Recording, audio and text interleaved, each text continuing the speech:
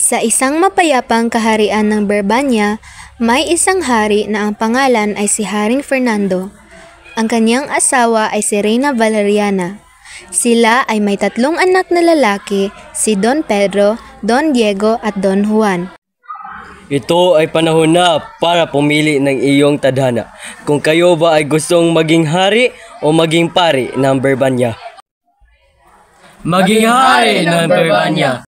Isang gabi habang natutulog ang hari ay nagkaroon siya ng masamang panaginip.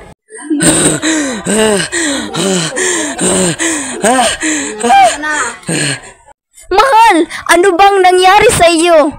May masama akong panaginip at pagkagising ko ay naghihina ako at di na makahinga. Huwag kang mag-alala, agad kong ipapatawag ang manggagamot ng ating kaharian upang may paggamot ka. Kinaumagahan, dumating ang manggagamot at tinignan nila si Haring Fernando.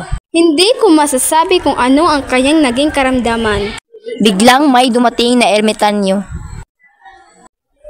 Ang tanging makapagpapagaling lang sa kanya ay ang pag-awit ng ibong Adarna, mahanap sa puno ng Piedras Plata sa bundok Tabor. Ako ang huhuli sa ibong Adarna. Naglakbay si Don Pedro kasama ang kaniyang kabayo. Ang sikat sa silanganan, ang hangin. Nakatulog si Don Pedro sa pag-awit ng ibong Adarna. Nataihan ng ibong Adarna si Don Pedro at naging bato siya. Sa palasyo,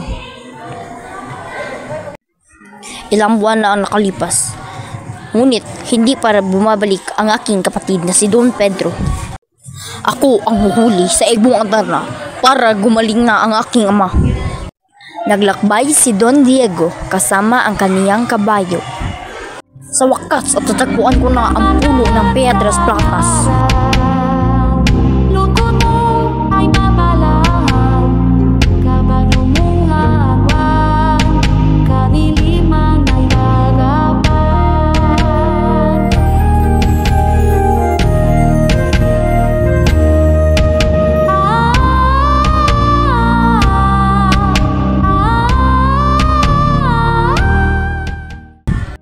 Nakatulog si Don Diego sa pag-awit ng ibong Adarna. Nataihan ng ibong Adarna si Don Pedro at naging bato siya. Sa palasyo, ilang taon na ang nakakalipas nang umalis ang aking mga kapatid, ngunit kahit anino nila'y walang dumating. Ako ang huhuli sa ibong Adarna. Hindi pwede, Juan. Kaya nagasakit ang iyong ama dahil nag-alala siya sa iyo. Napaginipan kasi niya na mayroon daw nagtaksil sa iyo at itinapon ka sa isang balon. Magiging maayos lang ako. Hindi niyo kailangang mag-alala. Mag-iingat ako. naglakbay si Don Juan ngunit walang dalang kabayo. Iho, pwede bang makahingi kahit kaunting pagkain lang? Ito po. Salamat, iho. Paalis na ang kitungin. Sandali po. Alam niyo po ba kung paano hulihin ng ibong Adarna? Mayroon isang maliit na bahay malapit sa bundok kung saan nakatira ang isang ermitanyo. Siya ang nagbibigay sa iyo ng kalaman kung paano mo mahuli ang ibon at huwag na huwag kang matutulog sa isang magandang puno na doon. Maraming salamat po. Kumatok si Don Juan. Pumasok ka, iho. Kumain ka muna.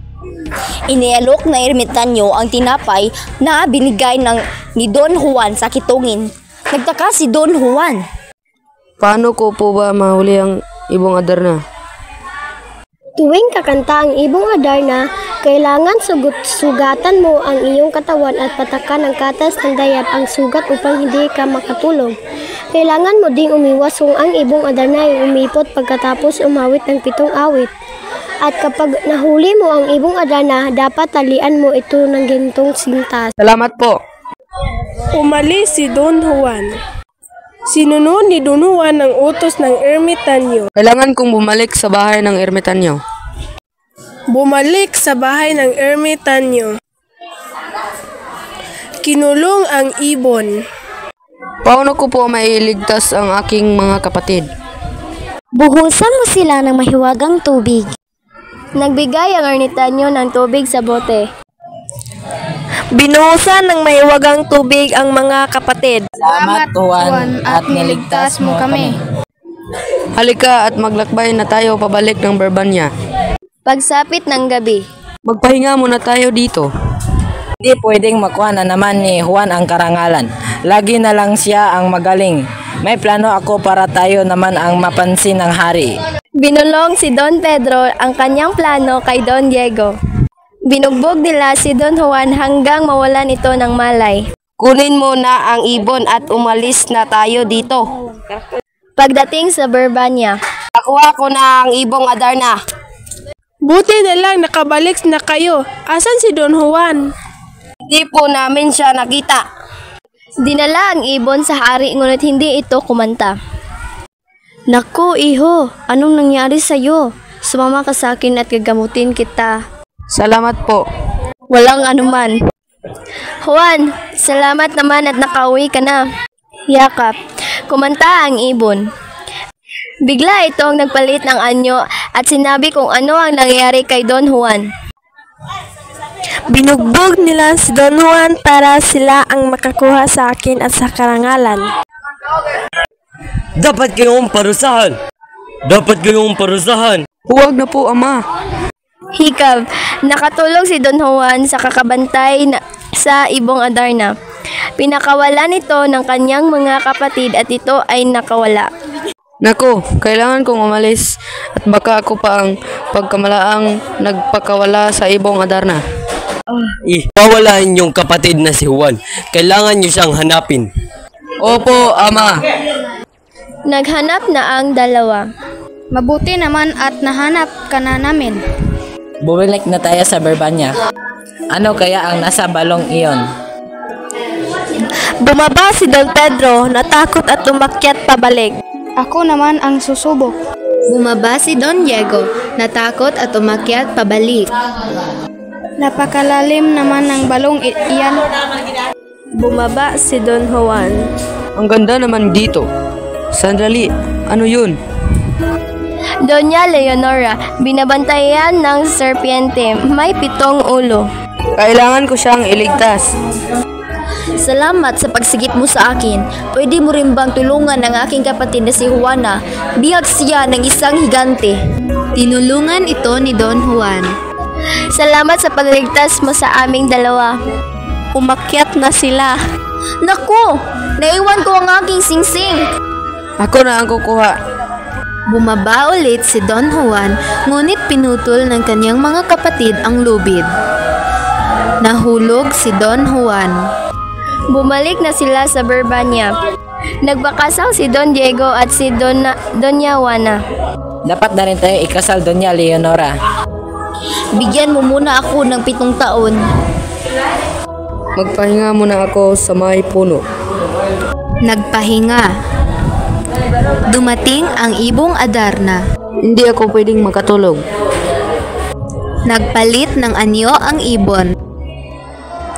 Mayroong isang magandang prinsesa na si Maria Blanca na anak ni Haring Salermo ng kaharian ng De los Cristales. Kailangan ko siyang hanapin. May natagpuan siyang ermitanyo. Alam niyo po ba kung saan ang kahariang De los Cristales? Hindi, ngunit baka alam ito ng aking nakakatandang kapatid. Nagbigay ng pirasong tela. Ipakita mo ito sa kanya at itanong mo sa kanya iyan.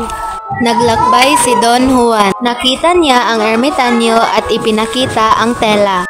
Hindi, ngunit baka alam ito ng aking mas nakakatapang kapatid. Nagbigay muli ng kapirasong tela. Naglakbay muli si Don Juan. Nakita niya ang ermitanyo at ipinakita ang tela. Pinapunta po ako dito ng iyong nakababatang kapatid. Alam niyo ba kung saan ang kaharian ng De los Cristales? Hindi, ngunit alam ng agila ko ang lugar na iyan. Pwede po ba niyo ituro kung saan ito? Pag naligo na si Doña Maria, kunin mo ang kanyang damit at itago ito. Kapag hinanap niya ito, magpakita ka sa kanya. Prinsesa. Ginawa ni Don Juan ang utos ng agila. Sinabi ni Don Juan ang kanyang malinis na intensyon at hindi naman nagalit ang prinsesa. Sinubukan ni Haring Salermo si Don Juan. Ang unang pagsubok ay ang pagtibag ng bundok. Pagpapatag nito at pagtatanim ng trigo na kinakailangan kinabukasan ay may mainit na tinapay na magagawa kaagad si Juan at maibibigay sa hari. Ang ikalawa ay ang paghuli sa 12 negrito na pinakawalan sa karagatan. Ang ikatlo naman ay ang paglalagay ng bundok sa gitna ng dagat at gagawing kastilyo. Na banding huli ay kanya ring pinaalis ang kastilyong ito upang makita ang nahulog na singsing ng hari sa karagatan. Ang pinakamahirap ay ang paghahanap nito ng singsing ng hari na kanyang pinaghahati-hati ang katawan ni Maria upang hanapin ang singsing ng hari. Dahil dito, nawala ang isa sa mga daliri ni Maria. Gayunpaman, lagi nitong napagtatagumpayan ang lahat ng pagsubok ng hari, sa tulong na rin ng mahika blanca ni Doña Maria. Dahil natapos mo lahat ng aking pagsubok, papayagan kitang pakasalan ang isa sa aking mga anak. Ang napili ni Juan ay si Maria kahit hindi pinakita sa kanya ang muka ng prinsesa. Dahil na rin sa naputol na daliri ni Maria bilang naging palatandaan ni Juan sa kanya. Bakit kilala niyo ang isa't isa? Matagal na ba kayo magkakilala? Opo, mahal na ama, matagal na po kaming magkakilala ni Don Juan. Iwan mo na kita dito, Maria. Pangako ko, babalik ako. Don Juan, buti na lang at nakabalik ka na. Nakalimutan na ni Juan si Maria. Nais ko pong pakasalan si Doña Leonora. O sige, pumapayag na ako. Kasal na ang dalawa. Biglang dumating si Doña Maria. Isang negrito at negrita ang inilabas ni Maria. Sa tuwing papalo ang negrita, hindi nasasaktan ang negrito. Ang nasasaktan ay si Don Juan. Unti-unting naalala ni Don Juan si Doña Maria. Ama, naalala ko si Doña Maria. Siya ang gusto kong pakasalan. Leonora na ang niyaya mong pakasalan. Dapat panindigan mo iyon. Doña Leonora, hindi ako karapat-dapat sa iyo.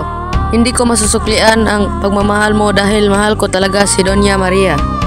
Ang totoong nagmamahal sa iyo ay si Don Pedro. Pumapayag na ako. Nagpakasal na ang dalawang pares. Doon nagtatapos ang kwento ng Ibong Adarna.